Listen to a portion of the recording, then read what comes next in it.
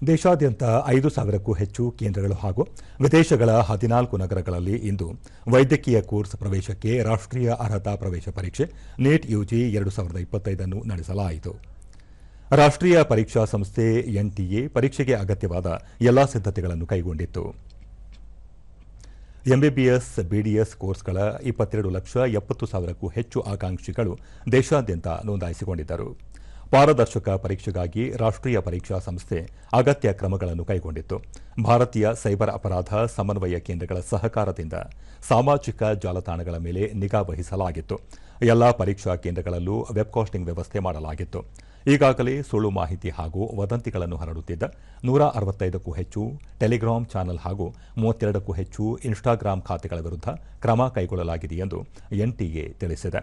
ಮಧ್ಯಾಹ್ನ 2 ಗಂಟೆಯಿಂದ ಸಂಜೆ 5 ಗಂಟೆಯವರೆಗೆ ಪರೀಕ್ಷೆ ಸುಲಲಿತವಾಗಿ ನಡೆದಿದೆ.